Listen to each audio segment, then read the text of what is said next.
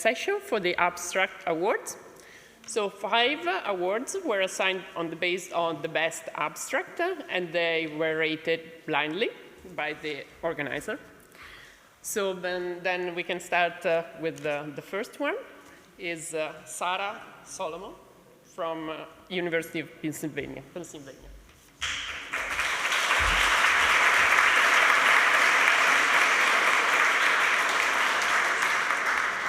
Can everyone hear me okay? Okay. So I'm very excited to be here after a few years of that hiatus. And also very excited to tell you about this current project and how our current results suggest that the parahippocampal cortex contains object-dependent concept representations.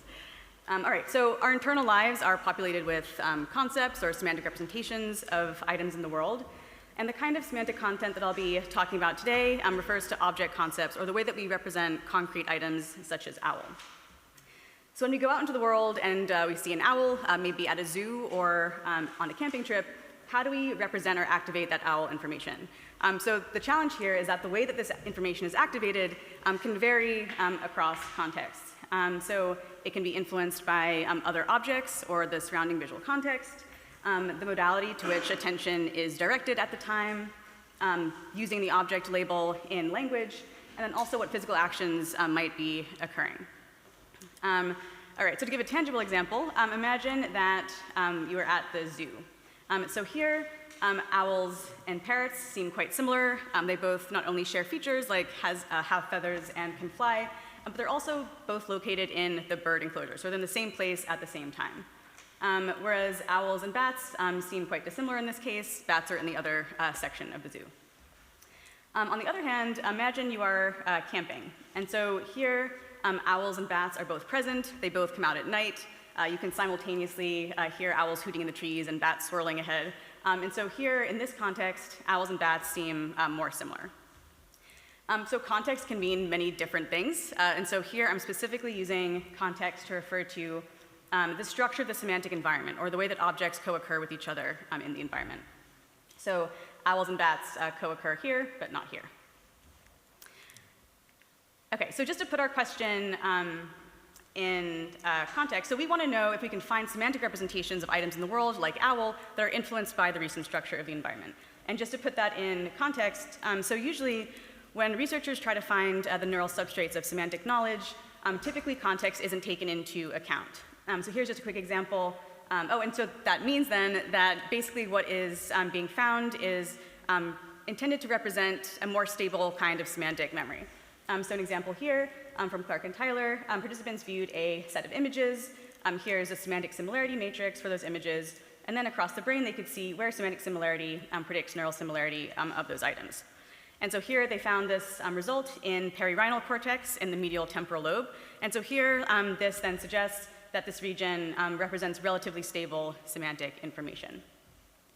On the other hand, there's quite a lot of work showing that the statistical structure of stimuli in the environment can influence patterns of neural activity in the context of these visually abstract stimuli, such as these fractals.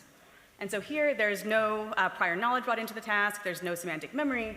But instead, so in these two studies led by Anna Shapiro, participants view a stream of fractals one at a time, but there's a structure imposed upon that sequence. So fractals that appear either in pairs or in clusters, they tend to they tend to appear in the sequence with close temporal proximity. And so what they found is that this structure influences the neural similarity of patterns for these items in the medial temporal lobe. And so in other words, the recent statistics of the environment influenced the neural representation of those items. So what we want to ask is we're going to try to integrate these two ideas to see whether the recent statistics of the semantic environment can influence the representation of known semantic items. And we're looking in the medial temporal lobe because it's implicated in both semantic memory and in structure learning. All right, so to do this, we use the natural scenes data set. This is a large fMRI data set, data from 8 participants, each of which completed 30 sessions of fMRI data. And so here, participants viewed streams, thousands of natural images that were tagged with different object labels. And so there's 80 objects that were tagged. So here, This had a giraffe, and trees and grass would be present in that image. They were performing a visual working memory task, so on each trial they were making old, new judgments, but that task is not relevant for what I'm talking about here. The important thing to know is that everyone viewed thousands of images in which any of these 80 items could occur, and multiple items could occur in each image. Okay, so we want to find item representations that are influenced by context. So the first step is to find those item representations. And we did this using an object encoding model. So just a brief example of how this works. So within each session, we can take a single voxels activity across that session and see how well that voxel activity is predicted by each of our 80 items. And so here, the columns are images. So this image contained a bus and street. This one contained a giraffe and grass. So columns are images, rows are features, and we can see how well each of these items predicted that voxel's activity. We can do that for another voxel, and then another voxel, and then across the whole brain. So what this lets us do is see within any given region of the brain, we can generate a predicted multivoxel pattern that represents each of these 80 items. We trained this model and then tested it on left-out data, so we can see how well this model predicts how well the brain encodes these items across different regions. And so what we find is successful object encoding across large swaths of temporal and visual cortices. Looking within our ROIs of interest in the medial temporal lobe, so here are the ROIs I'll be talking about. So these are all MTL ROIs, and then gray is V1 as a reference. So we see successful object encoding across all of these regions. So now that we've validated this model, we can now use it to generate patterns of activity for our different items and see if they contain semantic content.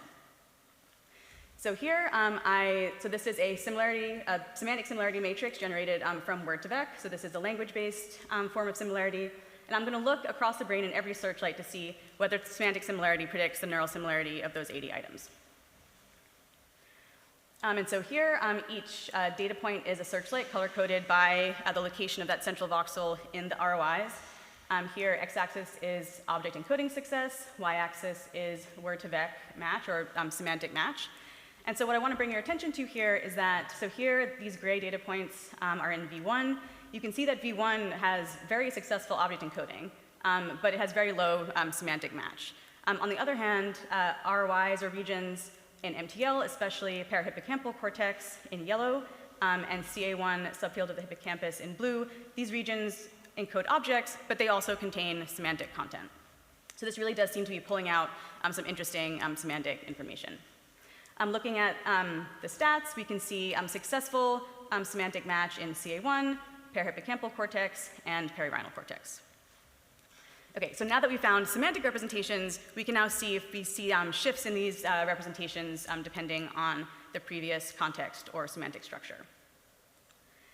To do this, we split each session in two halves, and so we want to know if structure in the first half of a session predicts neural similarity in the second half of the session. Okay, so how did we quantify structure? So we obviously couldn't design the co-occurrence structure in this case, since we were using another data set. But we leveraged the structure that emerged naturally out of the randomly generated set of images.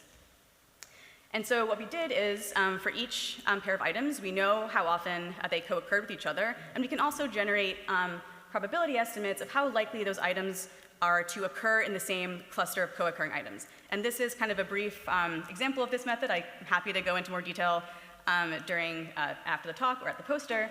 But basically, this is saying, so this is a giraffe. Here, in this half session's worth of data, there's 90% chance that giraffe and bear would co-occur in the same cluster of items, but only 5% chance that giraffe would occur with refrigerator in the same cluster of items. But basically, this generates a similarity structure based on a similarity matrix based on structure, right? So now we can take that and then see whether, we generate patterns for each item in the second half of the session, and then see whether structure similarity in the first half predicts neural similarity in the second half. All right, so, and thousands of pairs of items go into all these analyses. So we want to know specifically whether structure is influencing the neural patterns. So we had to do a very crucial control. And so we also looked at whether structure in the second half of the session correlates with neural similarity in the first half of the session. So this does a lot of work for us because this is exactly the same kind of data, the same kind of analysis. The only difference between these two is the direction. So we subtract this reverse correlation from our first one, and that becomes our measure of sensitivity to recent statistics. And looking across our ROIs, we find that parahippocampal cortex is the only region that shows sensitivity to the recent semantic structure. And it's interesting that we found this result at all. It was a very conservative analysis that I just showed you, but it's even more interesting that this region also was one of the regions that had semantic representations. So here, this is the same data I showed before for each ROI, semantic result on the left, statistics result on the right. And you can see that parahippocampal cortex is the only region that is sensitive to both. We also did a analysis across the whole brain to see maybe there were other regions that popped out of this, but what we find is very consistent. So here we took, for each participant, the top 5% of semantic-sensitive voxels, top 5% of structure-sensitive voxels, found their overlap, and then overlaid these maps across participants to see where the most likely location was of the structure semantics overlap. And here we find that location was located in the parahippocampal ROI. So black here is the ROI, and here are the results of this analysis. So this is pretty convincing evidence to us that the parahippocampal cortex is sensitive to both semantics and the structure of the recent environment. So how we interpret this is that parahippocampal cortex contains visual object semantics that are influenced by the recent statistics of the semantic environment. This is consistent with the context hypothesis of parahippocampal function. It's also consistent with work showing that this region represents the co-occurrences, the long-term co-occurrences between visual objects. And so here we build on that work and show that parahippocampal cortex reveals rapid sensitivity to the statistics of the recent semantic environment. And more broadly, this furthers our understanding of how the semantic system flexibly shifts representations across contexts. I want to thank my advisor, Anna Shapiro, Kendrick Kay, who assisted in methods development. Also, just a quick note that I'm joining Binghamton University in fall of '24. I'm looking for a grad student and a RA. So if you know anyone who's interested in how we build, represent, and use concepts, spread the word. And thank you for listening.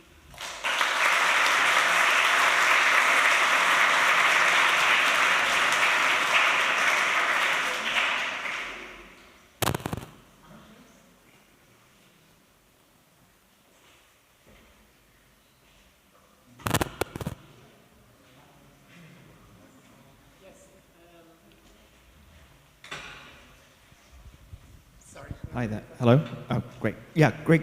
Oh, what was happening? Am I okay to ask? Okay. Sorry if I'm overlapping with someone. Basically, a quick question. The parahippocampal result, how do you know it, or are you sure it's the same voxels exactly? Or, because it could be, I guess, subregions, like next to each other, that you find both the semantic representation and the context. It's kind of difficult sometimes to pass out from a searchlight, but sometimes you can do things like, if you're doing a classifier, look at weights and whether the important voxels are distributed versus clustered. So one way that I've tried to look at that is seeing how well the semantic result correlates with the structure result. And so let's see, I think I have a slide here, maybe, okay. So this is the semantic result and the structure result.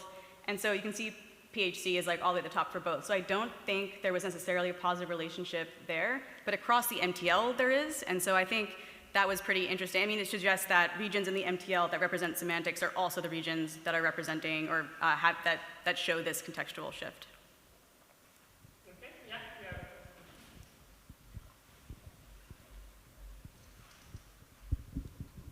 So it seems like one prediction that might fall out of the introduction of new information into the similarity of the neural representations is that the match to the word to vec sort of static representations would decrease over the course of the experiment. Is that something you looked at? Does that make sense?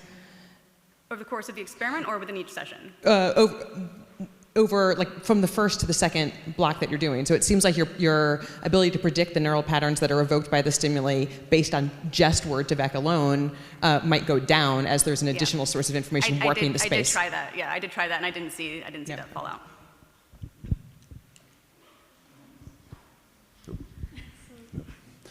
That was great. And so my question was, when you talk about semantic context, is it, there's the history of having seen other versions of that item,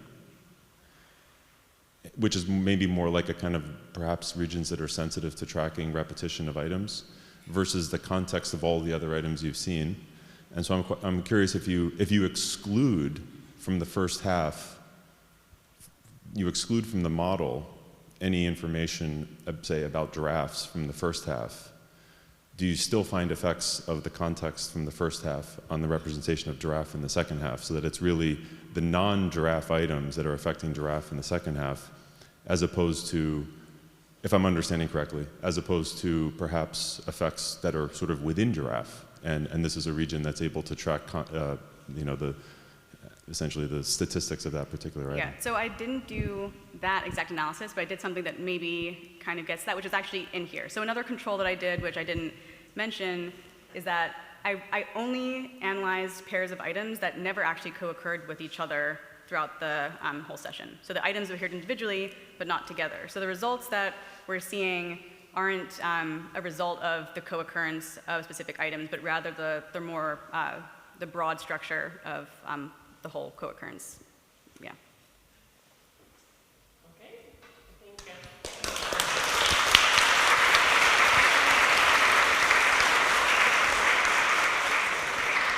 something that I forgot to say, in addition to have the pleasure to present their research here in front of this amazing audience, they also get a prize of €100 and a certificate that, yes, that they are. Okay, so now we move to the second speaker, is Simone Thibault from University of Philadelphia.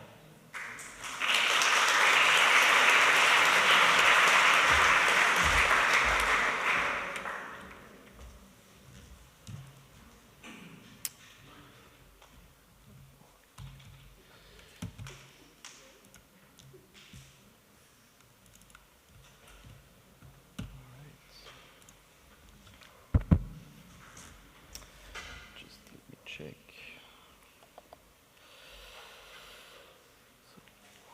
Yeah, I'm not sure. Is this one okay? I'm not sure.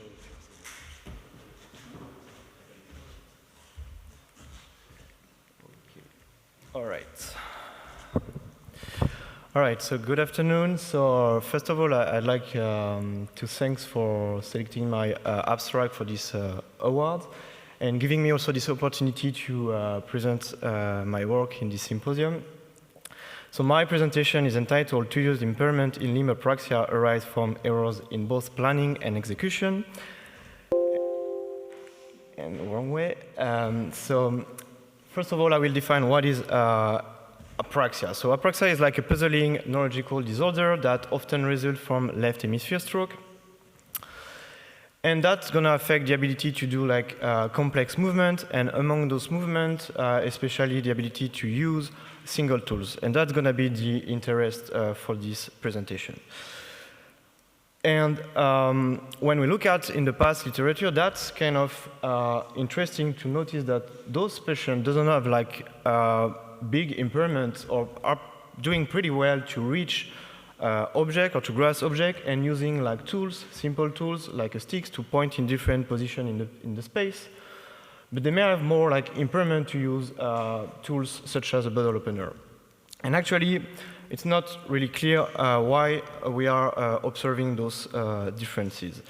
And yeah, the question then is what makes tools difficult to use for apraxic? And that's going to be the aim, or one of the questions of that I will try to respond for this presentation.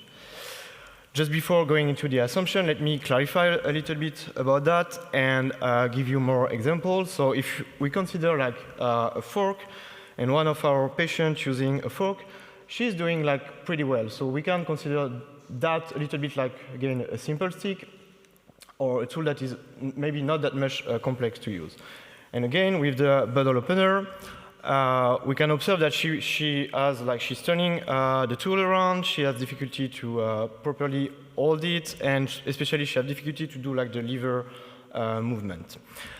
And so yeah, one of our assumptions about why we are observing those differences might be, sorry, I have some difficulties with the pointer. So one of our assumptions is that maybe tool use is difficult for apraxic because the motion of the hand or motion of the arm is different than motion of the tool tip. So again, let me clarify about that. We were interested by two different patterns.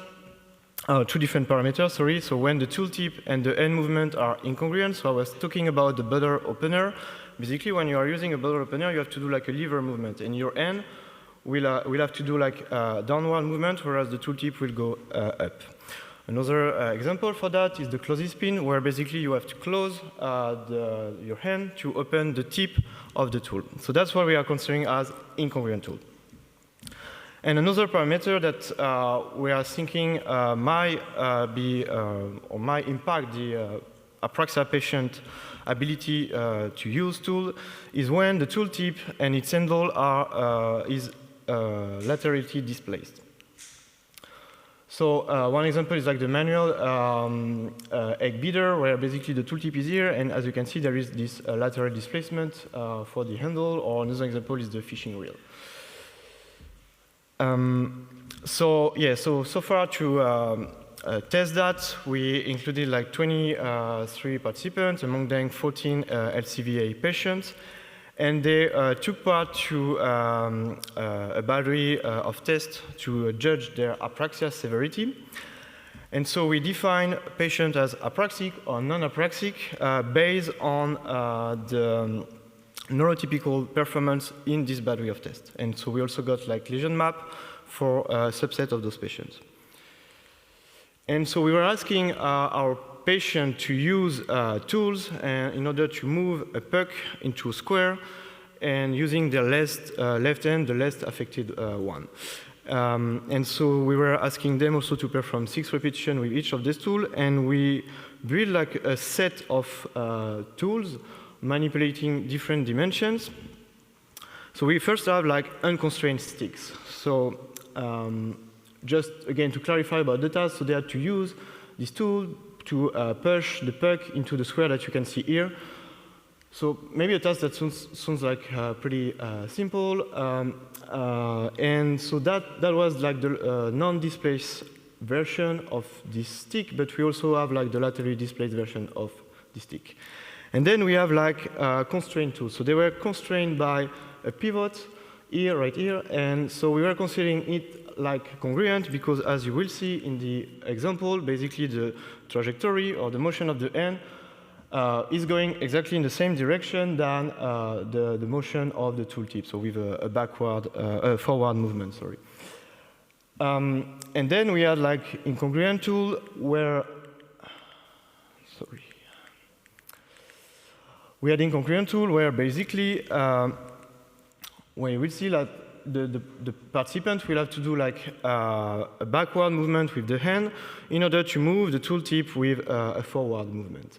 So that's what we are considering as incongruent. And so we also have like the laterally displaced version of those tools right here.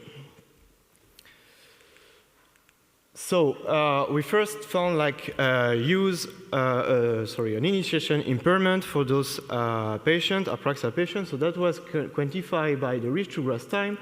That was much longer for apraxia patient in comparison to non-apraxic patient and controls. We also found use impairment. So this time that was quantified by the tool peak velocity. That is like an index of how much vigor the participants are putting in the use task, and we found that apraxia patients have like a much smaller tool peak velocity in comparison to control, and we have like numerical differences with respect to non-apraxic patients. And so we found those use and initiation impairments, but as I told you, those patients were performing 6 repetitions with each tool, and so we were also interested to look at like the time course of their behavioral performance during the task. And so we collapse across tool those data. And here it's for initiation, so they were like a main effect of learning with all group that were able to learn. But as you can observe, like apraxic were much more impaired at the very beginning of the task. They get a little bit better but remain like impaired at the end. We also observed a similar trend for the use phase with impairment at the beginning, some improvements, and then they are still like impaired with respect to the other groups. So yeah, this learning effect and the fact that apraxic were impaired early on in the task led us to consider like the early phases of the task, and also to look at what is the effect of apraxia severity on this early phase of the task. And so for that, yeah, we look at the effect of apraxia severity with respect of the lateral displacement on the initiation phase, and we found that apraxia severity was interacting with the lateral displacement. So basically what you can see here is that you have like on this side of the x-axis patients that are more apraxic, and you can see that those patients are slow to initiate movement toward displaced tools. And the relation was not as steep for non-displaced one in blue. Then we look at this relation on the use size, but we didn't find any effect of the apraxia severity.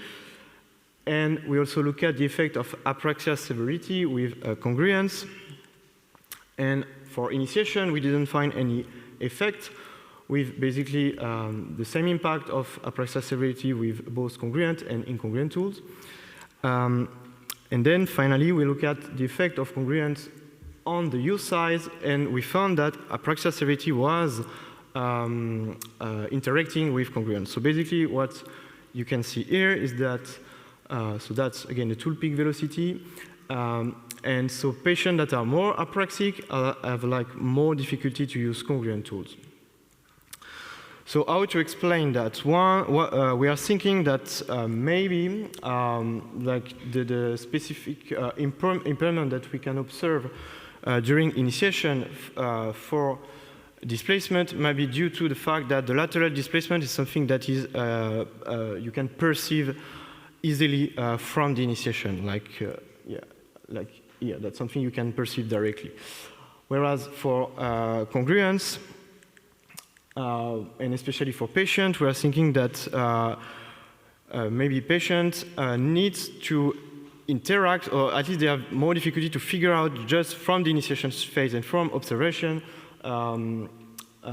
if a tool is congruent or incongruent, and they need to interact a little bit with the tool to figure out if it's an incongruent one or congruent one, and that might be the reason why you're observing this interaction in the use phase.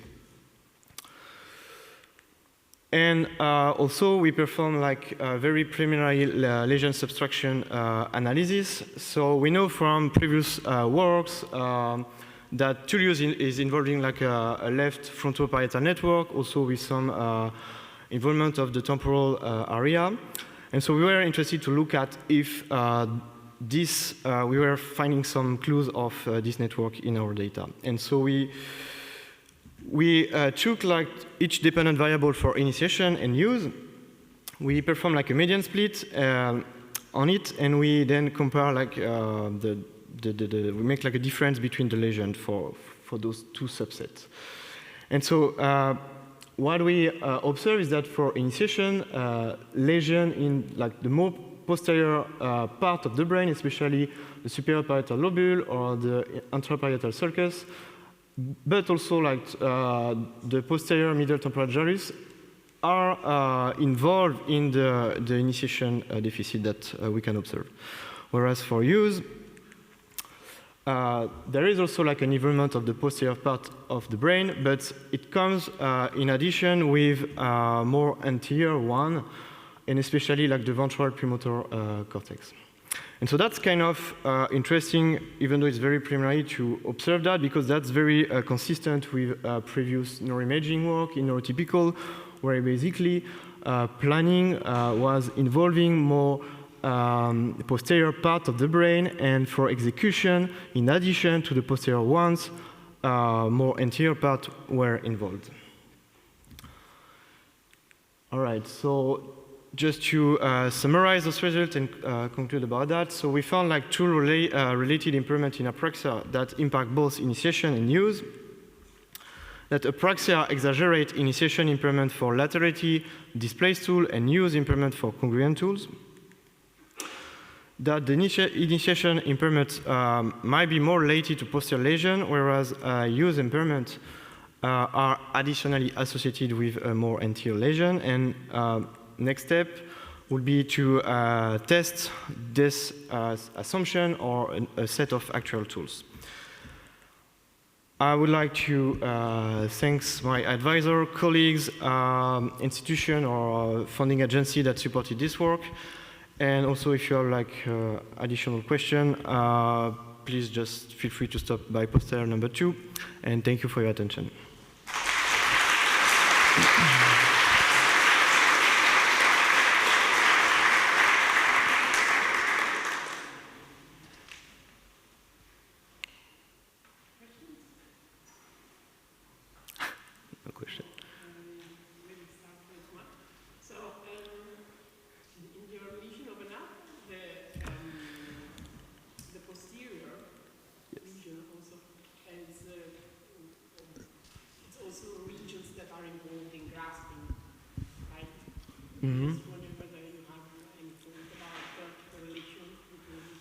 Between grasping and the fact that, yeah, I mean, the tasks, they were like a grasping component, especially like in the initiation phase. So that was like the movement towards the tool handle. So yeah, that's definitely like the reach to grasp component of our task. So maybe for that reason, it makes sense to find some part of the brain that are involved in grasping. I don't know if you reply on answer your question, but yeah. Yeah. Okay.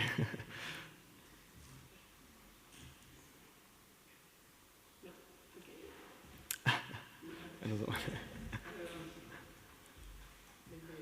There is a question here.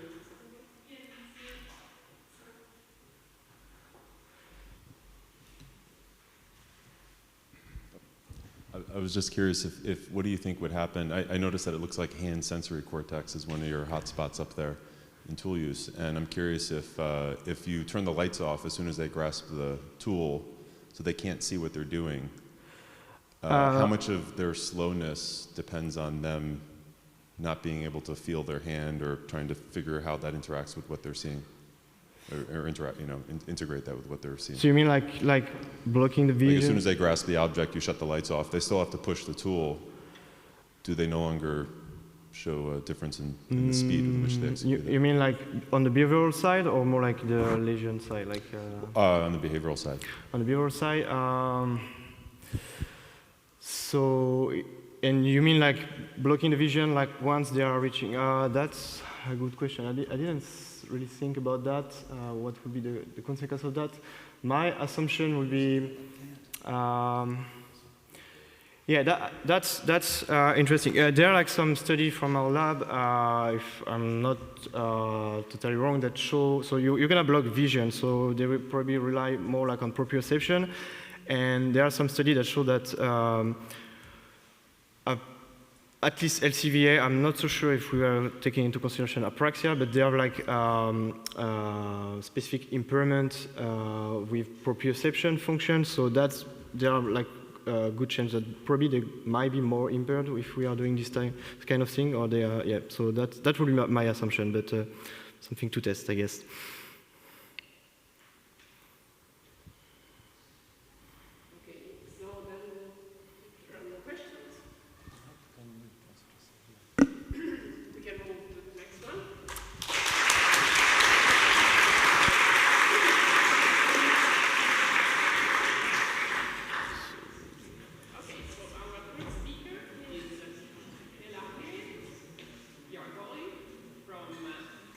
University of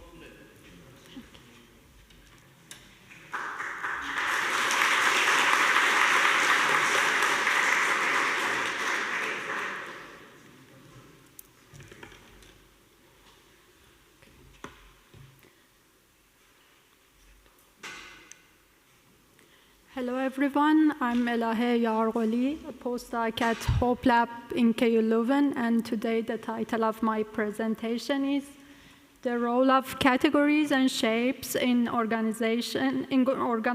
the Object Space in Human Occipitotemporal Cortex and Deep Neural Networks. Objects are represented in occipitotemporal cortex. Lateral and ventral occipitotemporal cortex are particularly important for object recognition. This large cortical area has a complex functional architecture, including large-scale maps of distinctions, such as animate versus inanimate, selective areas for specific categories, such as faces, bodies, and scenes, and further maps for visual and semantic features. However, principles organizing object space in human occipitotemporal cortex and deep neural networks are subject to dispute. There is a recent proposal on the organization of object space in monkey and human, in which OTC is organized as a map with two main dimensions, animate, inanimate, and stubby, spiky. They also reported a similar object space in deep neural networks. It is an interesting hypothesis, and at first sight, it fits with earlier work, but there are a number of limitations to this study. While overall they dissociated animate-inanimate from stubby spiky, it is not true within the stimulus classes. For example, most face stimuli are stubby and most body stimuli are spiky. So their definition of the main two dimensions might be confounded by the selectivity for faces and bodies. Sorry. Then, considering this measure confound of aspect ratio with the body and faces, we can think of another hypothesis, an alternative hypothesis, in which object space is organized as a two-dimensional space with a primary dimension of animacy and further distinctions of faces and bodies. Then, to dissociate these different dimensions, we prepared a novel stimulus set, including animates, bodies, and faces, and inanimates, man-made, and naturals, with a comparably wide range of aspect ratio in each of these four categories. Then we quantified features of our stimuli, animacy, aspect ratio, face versus body, and we measured differences between our stimuli in regard to these features to produce representational dissimilarity models. We recorded fMRI responses to our stimuli and compared our stimuli in regard to fMRI responses in different brain regions to produce neural representational dissimilarity. And also we used deep neural networks, considered responses to our stimuli, compared them in regard to DNN responses to produce DNN representational dissimilarity. And comparing the neural representational dissimilarity with dissimilarity models, if neural RDM in a specific ROI shares patterns with our model, it means that neural activity in that specific region is sensitive to different levels of our feature. And we followed the same approach for DNN representational dissimilarity. To define our RDM models, for animacy model, we assigned 1 to animates, -1 to inanimates, and then the absolute difference of these values were used to produce animacy model. And to define the aspect ratio model, we used the same formula as was used in Bau's stimulus set. It is the second power of perimeter to area, which is usually referred to as compactness in the literature, but we wanted to use the same index. So you can see an example of a stubby face and a spiky face. And the absolute differences of aspect ratios were summarized to produce the aspect ratio model. Then to produce the face versus body, we assigned 1 to pairs, including faces and bodies, and 0 to other pairs. And to define the regions of interest, we used an independent set of fMRI data, a localizer experiment, including images of bodies, faces, spiky, stubby objects, words, and scrambled, and defined regions responding to one of these categories more than the others. You can see the result of our localizer in one subject. Then, to compare neural RDM with RDM models, we use the correlation between our neural RDM and RDM models, and in OTC in left and right hemisphere, which is a combination of body, face, and object area, you can see that we have significant correlations with animacy model and face-body model, but not a significant correlation with aspect ratio model. And as you can see, we have larger correlation with animacy model in comparison to face-body model, but we have to be careful that our animacy model is dividing our stimulus set into two equal subsets, and it is not the case with our face-body model. So to define a more balanced design for face-body model, we just considered the upper left quadrant of face-body model, which is related to animated stimuli, and compared that with corresponding neural RDM. You can see here that we had a stronger response for face-body model when we had a more balanced design, and we have a minor correlation with aspect ratio. Then to define the most important dimension that are characterizing object space, in OTC we applied multidimensional scaling and looked at distribution of our responses in this reduced space. And if we color them according to aspect ratio, you can see that we do not have any organization according to aspect ratio. We do not have any cluster of stubby or spiky objects. But if we color them according to their category, we have a cluster of bodies and faces, and we have a clear separations of animates versus inanimates. And we have the similar result for right hemisphere. And we also repeated the RSA analysis for category selective regions. You can see here for body areas, we have significant correlations with animacy model and not significant correlations with aspect ratio model. And we have the same results for face areas, object areas, word areas, spiky areas, stubby areas. And considering all these together, it means that animacy is important for these ROIs, but they don't care about the aspect ratio. Then we thought that maybe category selective regions care about the aspect ratio of their favorite category, their favorite stimuli. And to answer this, we considered aspect ratio and neural responses of, for example, body stimuli for body selective regions, and we couldn't find a significant correlation here. Then for face areas, we had similar results. But for objects, we have significant correlations in right hemisphere, but we have to notice that these correlations is very small in comparison to what we had with animacy model and face-body model. Then we had similar analysis for DNNs. We know that there is a consistency between vision in primates and DNNs. So we tried to study this consistency here. We chose BigBigAn, which is a recent unconditional reconstruction network. It maps a stimuli to a latent space of 120. So we obtained the latent vectors, compared them, and produced the DNN RDM. And you can see that our DNN RDM is similar to animacy model, and we also had a smaller within category distances for faces and bodies. And if we follow a data-driven approach, again, we can have the separation of animates and inanimates, but we couldn't have any organization according to aspect ratios.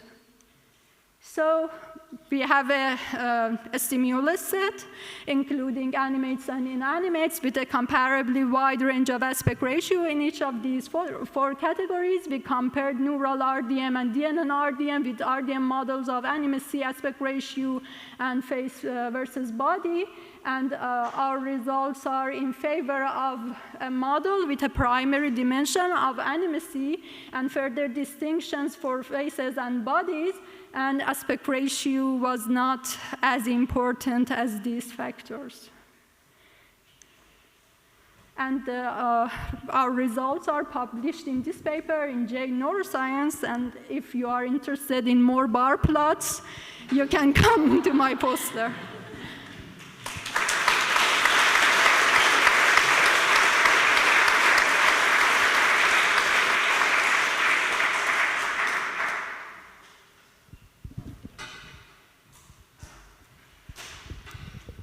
So it seems that the way you define the regions of interest that you use is critical for kind of understanding the interpretation of your data.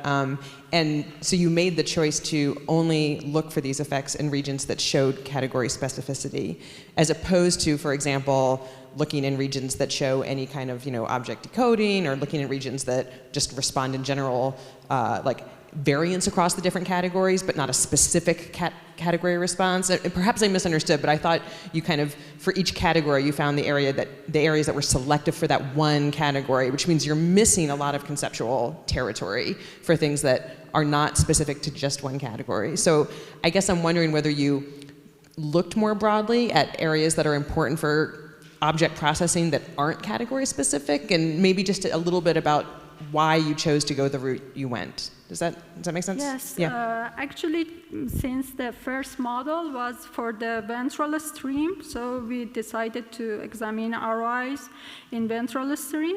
But I also have this.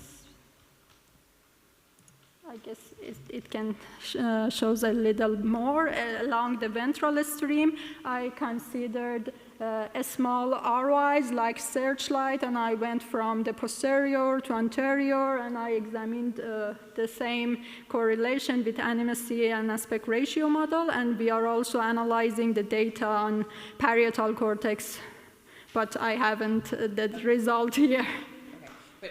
But so from this figure, it looks like there are regions more posterior where you do see equivalent effects of aspect ratio and animacy, which is interesting, right? Yeah. Okay. Here, thank you for the talk. Very simple question. Why you use big model, not other CNN models? Or what's the difference with this one to others? Or have you ever tried others? Actually, when I wanted to do the analysis, it was the most, it was the state of the art, but now it is not the state of the art. But the result was the same also for AlexNet and for some other networks.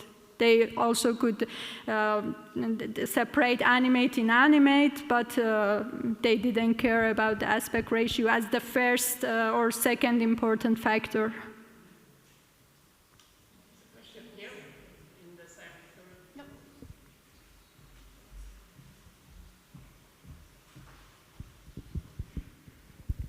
Thank you very much. That was very informative, and like I'm exposed to new fields for me. So just a simple question: if an inanimate object, which I don't know whether there is that kind of experiment, if an inanimate object which in experimental settings acts as animate object, can visual coding of this object be shifted toward the portion of the ventral stream which codes animate objects? Actually, we just have the still images here. I'm just referring to your knowledge of the literature. I'm just referring to your knowledge of the literature, like whether someone conducted that kind of experiment. Like we have, like, I don't know, like a silly example of a killer whale that was this like B-class movie, for example. It is like inanimate object. It is not capable of self-propelled motion, but if we give it that property, can it be like encoded in the same way as animate objects are. What are your thoughts about that? I don't think so. I think it is related to the categorization of these, not to the properties of what they can do. Or I think inanimate is inanimate, and it is a clear distinction. Like in experimental settings, maybe it could be possible to make an object which is usually inanimate, to make it animate, to make it capable of motion, and then whether the coding of this particular object will be changed along the vector stream. No, I don't think, because if it was the case, then for many of these inanimates, for example, the things, tools, we can imagine of some kind of movement that are induced to them, but they are all still inanimate. It is not self-propelled motion. Yeah. Okay, so we can move to the next one.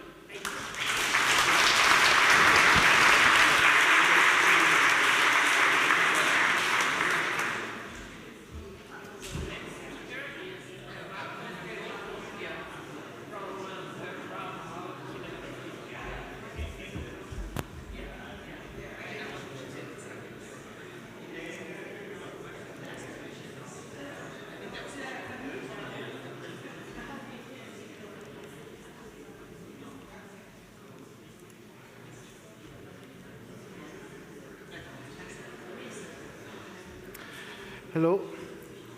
Can you hear me? Yeah, nice.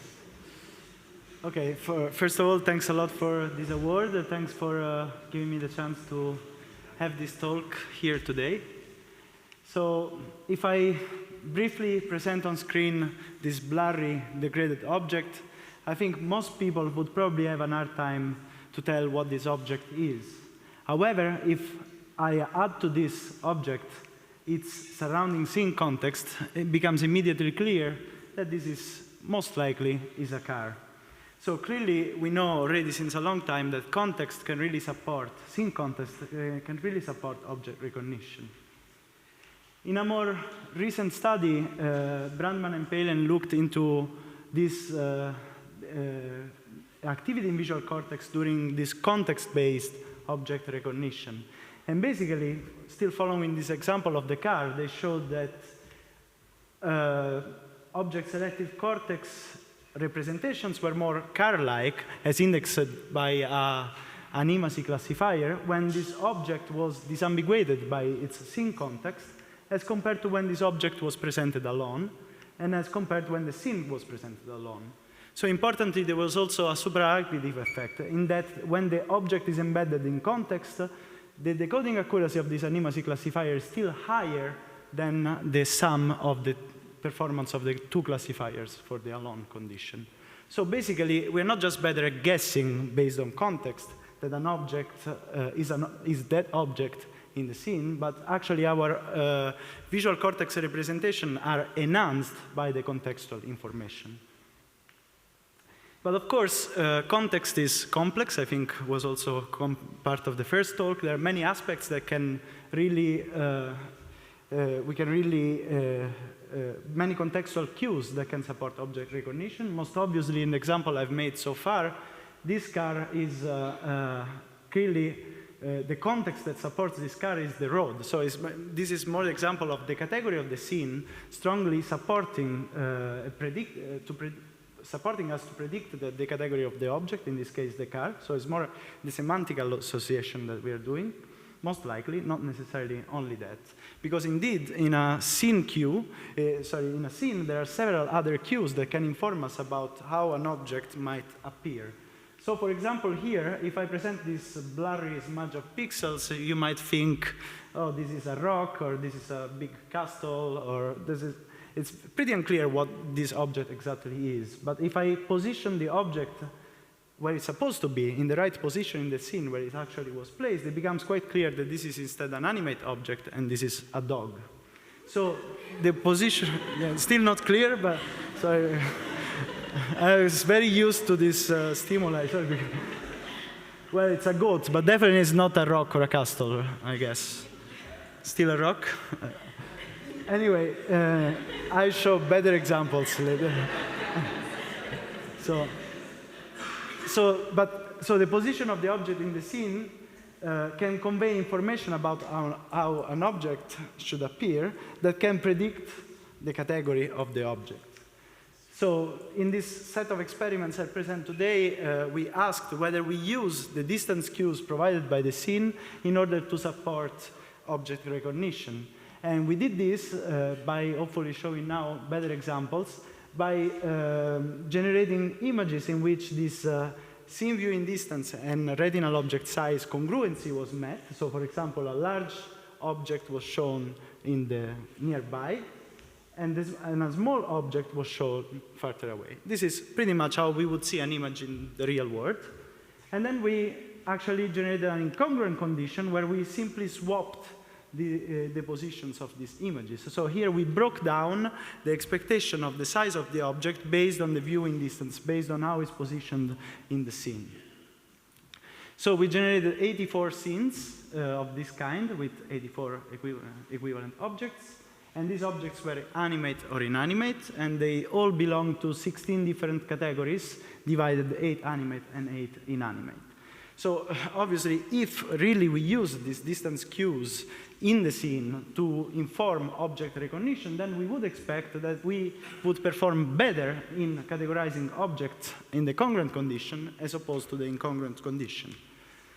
So we started from a set of behavioral studies to see if that was the case. And we first ran 3 behavioral online experiments where we simply presented these congruent and incongruent images, and we asked people whether the object that was shown in this image, they were briefly presented, 150 milliseconds, and we asked whether the object they saw was an animate or inanimate object. We did this in 3 initial online experiments. In the first experiment, we presented the full scene with the object. So we had maximized the distance cues because there is the whole scene. In the second experiment, as a control, we removed the scene, so to see whether it was really the scene making the difference in case any effect was found. In the third experiment, we used these scene cutouts to make sure that any difference we might find is not explained by local scene features surrounding the object, but rather by the scene itself. And finally, we also ran a not online, offline behavioral experiment in the lab where we addressed 2 other possible concerns. So the objects this time were always presented in the center, therefore displacing slightly the position on the screen such that the congruent and incongruent task-relevant objects were always in the center. And we also asked people not to categorize animacy this time, but to categorize actually the specific, more specific category of the object that was presented in the scene. Okay, so as I said, here we would expect the participants in the size congruent condition, they would perform better than the size incongruent condition. And fortunately, this was the case. Here is the proportion of correct response. So we found a significant congruency effect, basically. Participants performed better in these congruent scenes. And here on the right, I plot just the difference, just to then compare experiments. And however, we also found a congruency effect in the scene without scene condition, meaning that the participants were still forming some kind of expectations on object size based on the position of the object, where the position of the object appeared. However, fortunately, we also found a significant interaction experiment by congruency, meaning that although the congruency effect was still present, this congruency effect was actually smaller when the scene was removed, meaning that the scene was still providing cues that would increase this congruency effect. And pretty much the same picture was for the scene cutout. So we found a comparable congruency effect to the object alone condition, but still a smaller congruency effect when the full scene was presented. And finally, we could also, it's always reassuring if you do online experiments, we could also replicate this effect in the lab and when the object was always presented at the center of the screen with the scene. Okay, so now we can say pretty much that viewing distance, at least in part, which is inferred from scene context, is a queue that can support efficient object recognition.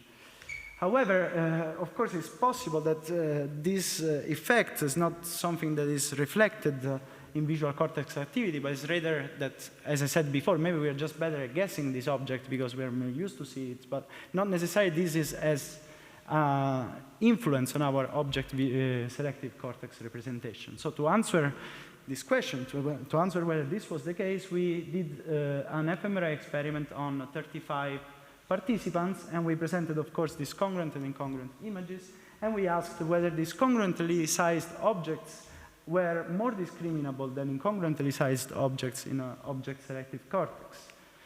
We did this, and our main task in the fMRI was this pretty simple block design. We blocked both animacy and congruency, so people observe congruent animate, congruent inanimate, and so on. And they simply had to do a one-back task. So they had to report when an image was repeated twice in a row, just to make sure that they were attending the images.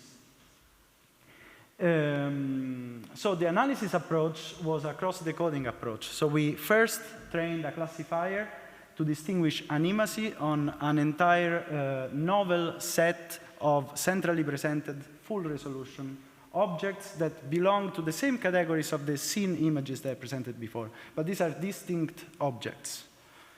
So we obtained this kind of benchmark for animacy classification, and then we tested whether its performance in the congruent scenes and the incongruent scenes. Of course, if this viewing distance has inferred, if the size congruence is actually a property that is picked up on by object selective cortex, then we should expect that this classifier would perform better in the congruent condition as opposed to the incongruent condition.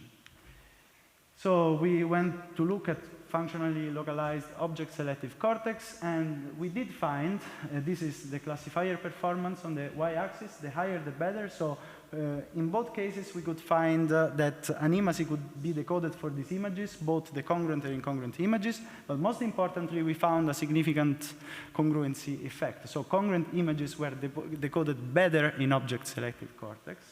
And here again I plot always the difference, like I did in the behavior earlier on. And importantly, we did not find a congruency effect in the early visual cortex. So these images, the animacy could be decoded well in both conditions, also in early visual cortex, but the difference between congruent and incongruent images did not emerge. And importantly, there was also a significant difference between region by congruency, basically. So this effect seems to be specific to the object selective cortex and does not emerge early in the visual processing. So viewing distance inferred from scene context can improve sharpen object representation in object selective cortex. But of course, fMRI is super nice, but it's a correlational method.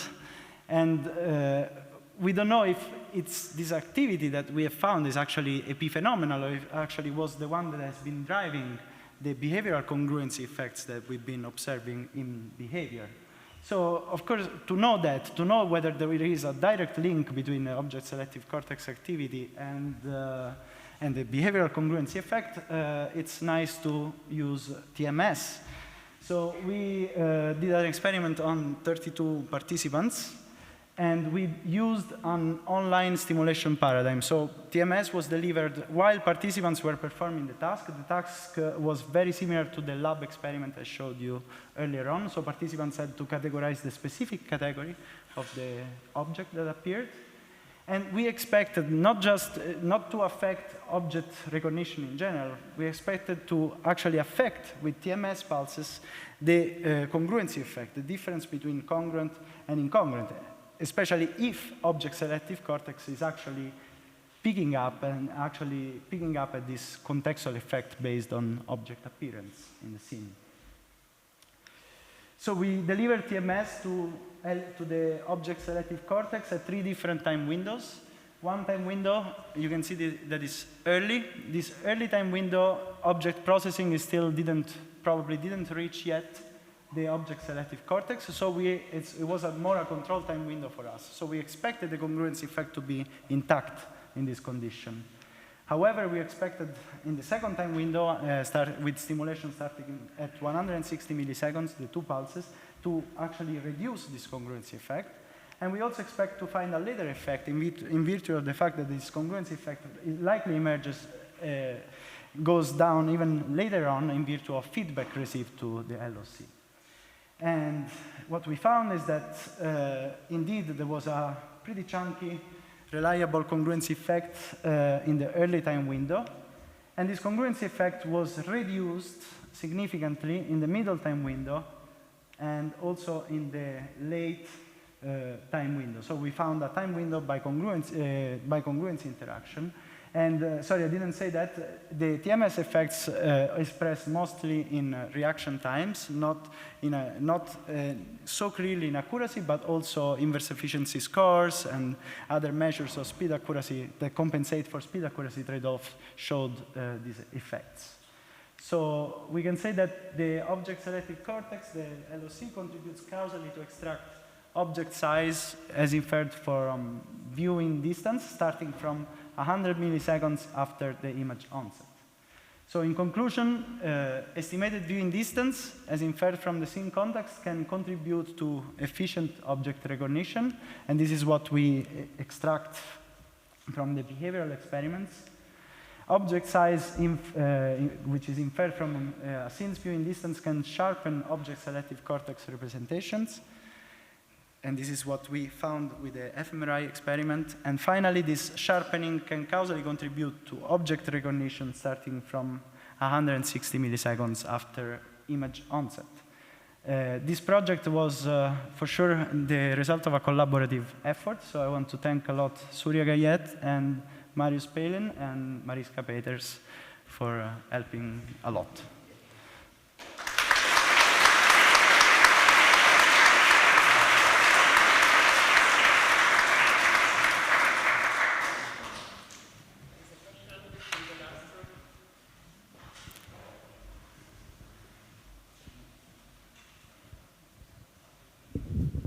Thank you. Very, very cool stuff as usual coming out of that lab. And I wondered, so you spoke about TMS administered to LOC. Did you try PPA or early visual areas as well, specifically, or did you just report LOC and did not tell us about the rest, or is what happened there? You're talking about the fMRI? No, the TMS. The TMS. Basically, you told us that you zapped LOC, right? But did you zap other areas? Yes. No, we did zap also the OPA.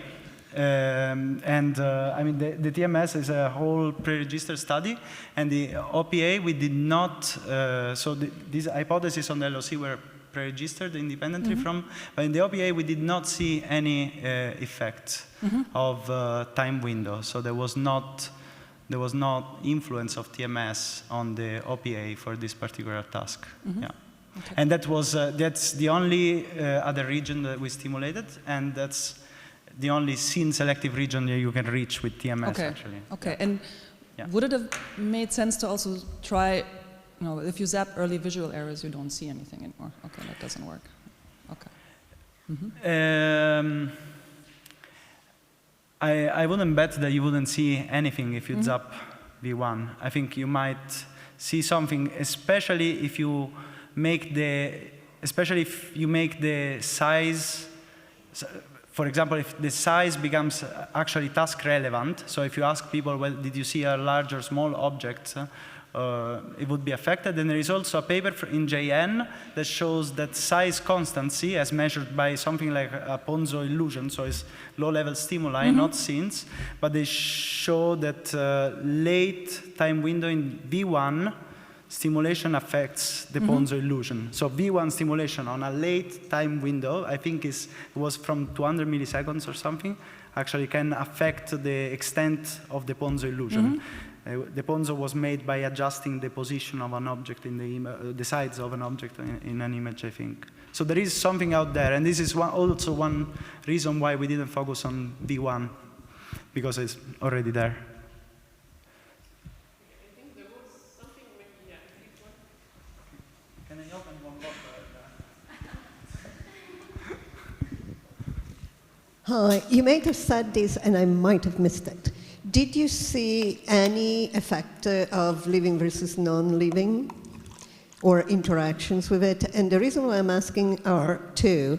One is that you're blurring used square things that tend to go more with non-living because you have sharp corners. And the second one is because I wonder if there's any statistical regularity with inanimate building, you see them far away, whereas inside more animate, you see them close. So, yeah, no, that's an interesting question. So actually, in the behavior, I did not check this, but in the TMS experiment, I did check whether the congruence effects would differ, but there we did not ask a specific animacy, but we asked a specific object, and there was no difference in the congruence effects across the whole time windows, where there was no difference in the congruence effect for animate versus inanimate objects. But I should look back on the behavior because I think I never checked. It's also interesting because animate are movable objects. It's much more plausible. They are pretty much anywhere, so we're very interested also in this kind of regularities where you could expect that the animate, you would find it in a house, but also in a field, while a chest of drawers, it's indoor, most likely. Yeah. Hello, thank you for the talk. I wanted to ask you, did you find any hemispheric differences for this effect? Also, did you apply TMS to one side or both sides? Thank you.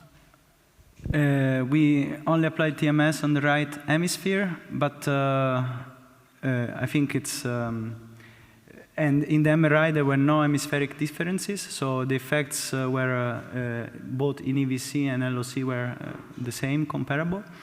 And yeah, I think it would be interesting, particularly because for the left scene-selective region that seemed to show this sort of bit of smarter sensitivity to these tasks, like more congruency effects. I think in a previous paper of Marius also were correlating more with the left. So could be that something is there, especially with TMS. I think it could be very, and maybe I would, as I said, we did not find much on the OPA, and yeah, I wouldn't be sure that if we do it on the left, we don't find anything there. Yeah. Okay, thank you. So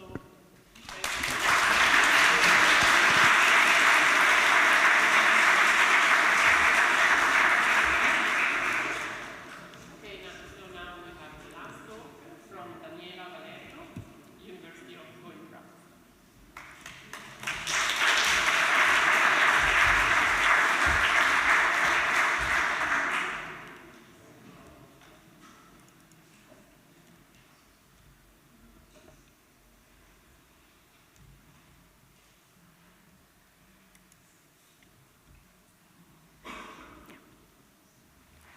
Good afternoon. Can you hear me well? So I hope that you are not too tired. I'm Danielle, I'm finishing my PhD, and here today I'm going to present one of my PhD studies. So let's start by thinking how many objects you have used at the first hour of your day. Can you try to count them? There were more than you initially thought, right? Let me give you a hint. You probably used a hairbrush or a comb. You used, I hope, a toothbrush, a plate, a fork, a knife, a spoon, a glass, a cup to your coffee, the keys to your hotel room, and for sure, you used your cell phone. These are just of the few objects that we all used at the first hour of our day. And in a normal day, we used hundreds of objects. And in every interaction with objects, we experience simplicity and spontaneity that contrasts with a very complex process in our brain. And this is especially true because when we perceive objects, there is a lot of information that comes for free. Some neuropsychological, behavioral, and neuroimaging studies have been suggesting that there are 3 types of information that are really important for successful interaction and recognition of objects. Well, the visual aspect, of course, because we need to know the shape, the texture, and the material to identify the object. The manipulation, related with the manner of grasp and the movements to use the object. And function, related with the purpose or goal of an object.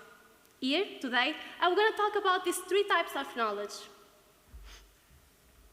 Because our goal is to try to disentangle these 3 types of knowledge at both behavioral and neural levels, and understand if object similarity in a knowledge type affect our ability to recognize objects. So in a previous study, we asked many subjects to free generate features for a set of objects, as you can see here. And based on those features, we calculated the similarity between them. So imagine that we have a weighting scale, but instead to measure weight, we're going to measure the similarity between objects. So if you have 2 objects that are very similar because they share many features, like a fork and a spoon, we're going to consider them as super close. On the other side, if 2 objects share fewer features, like a fork and a sponge, we're going to consider them as super distant. And in the middle, we have close and distant to create a gradient of similarity. But I want to remember you all that our goal is to disentangle these 3 knowledge types. So we look to the features related to vision, manipulation, and function, and based on those features, we calculated how similar 2 objects were.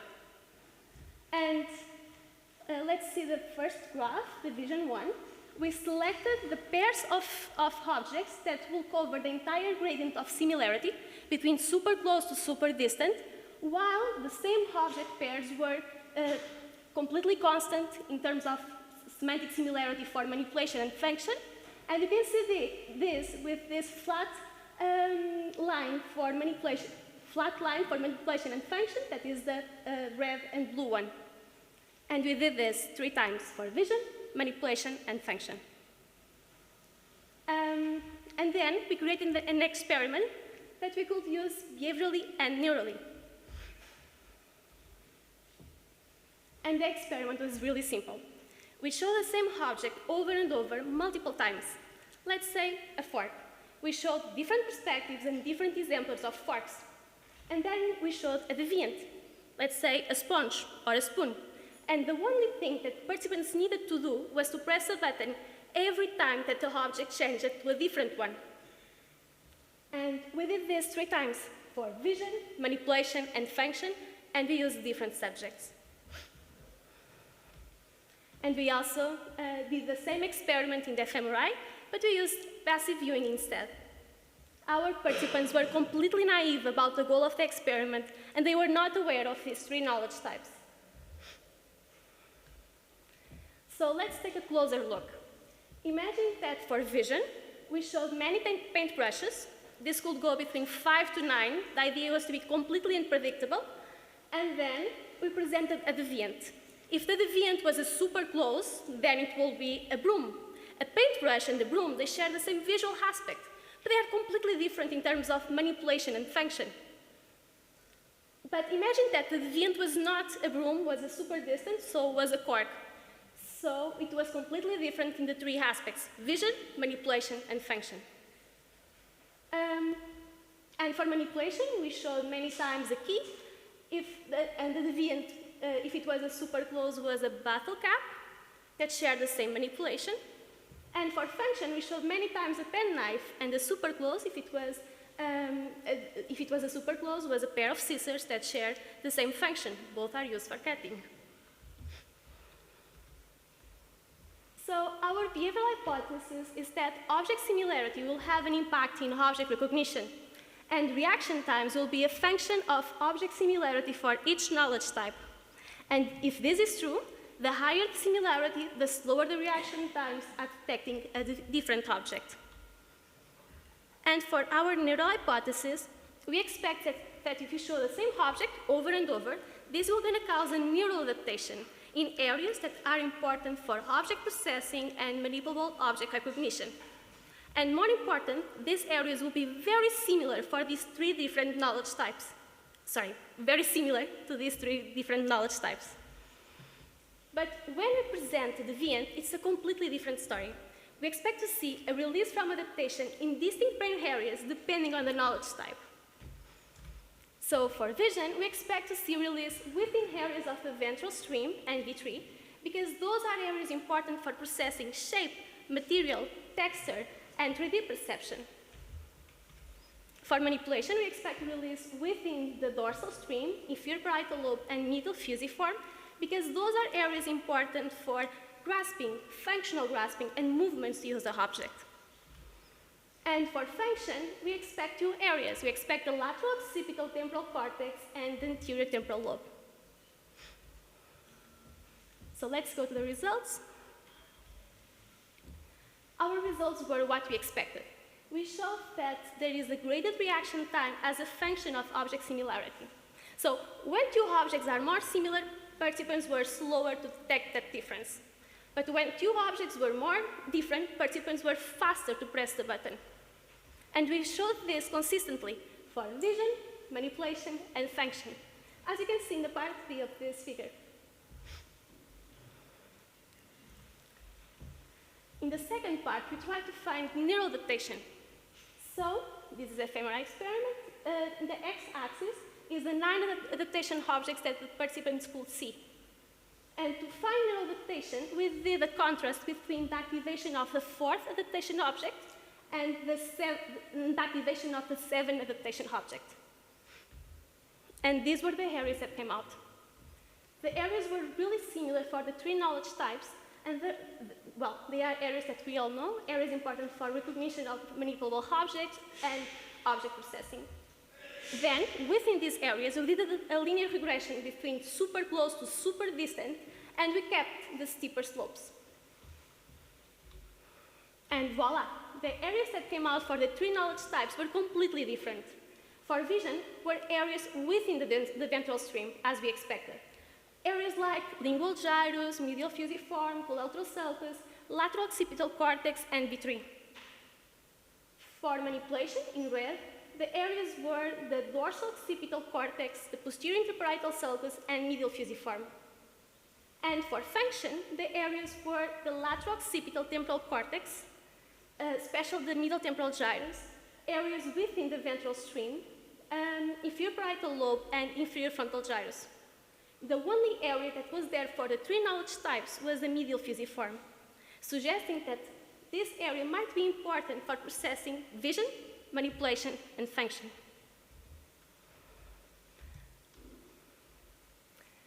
So we found that object similarity has an impact in object recognition independently of the knowledge type.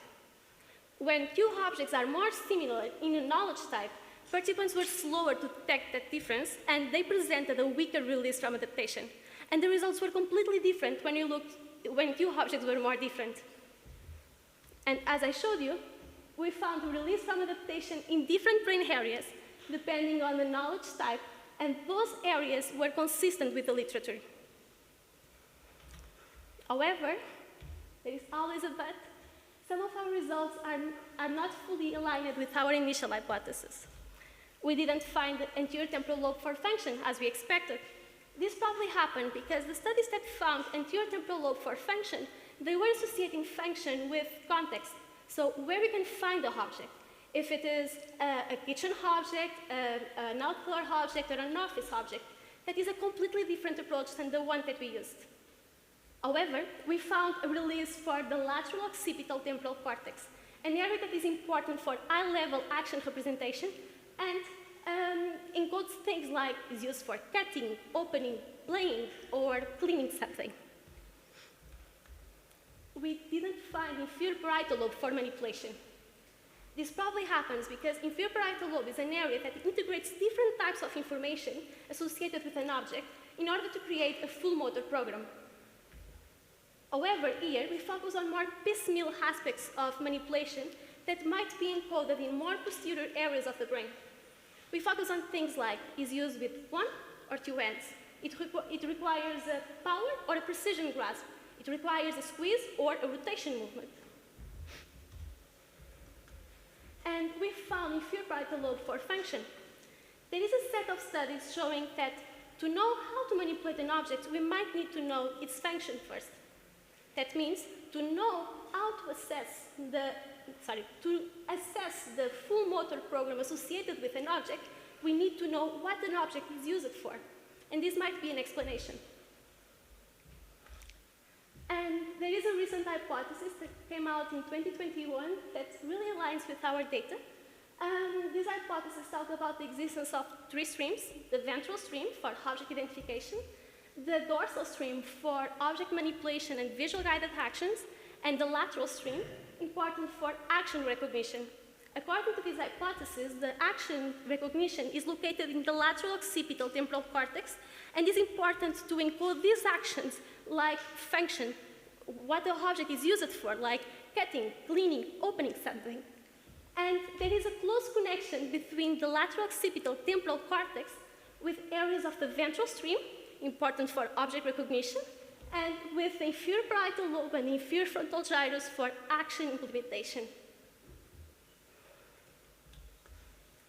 So thank you all for your attention. A special thank you to my advisors and to the Production Lab team.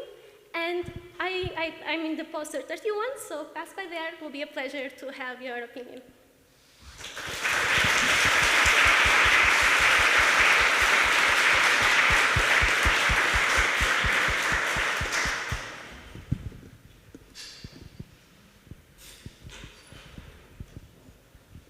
Hello, thank you for the talk, very interesting. My question is about these 3 dimensions. Do you really think that participants equally progress these 3 dimensions? It seems that your task is ask participants to positively view the stimuli, but when they see the stimuli, they will only focus on the shape, not think about function or manipulations. So when you do the analysis of the following, do you really think that the participants think about these 3 dimensions at the same level? Yeah. Thank you for your question. It's really interesting. Well, as I told you, the participants were completely naive about the goal of the experiment. They didn't know that we were doing this, and we were manipulating these 3 types of knowledge. So at the end, we asked if they have any idea, and I think they couldn't see. They were completely naive. I think this was your question, right? Yes, but I know that you don't want to bias participants, but participants still see the shape immediately, not the function and not the manipulation, right? Yes. Well, for vision, shape can be for sure a thing, but for manipulation, you can see that we showed many times the key, and then we showed the bottle cap that is completely different. The only thing that it has in common is the movements to use. So I don't think that shape was a main thing to explain our results, but thank you. I have a related comment, and maybe can help clarify your understanding of her question. So given that the task is one of, it's a visual object recognition task, the question is what information is more likely to be sort of automatically brought online? And so it could be that given that the task doesn't require the retrieval of manipulation or function information, but does require the retrieval of visual information because it's visual object recognition, you may be underestimating the effects of manipulation and function because the task is biased towards visual.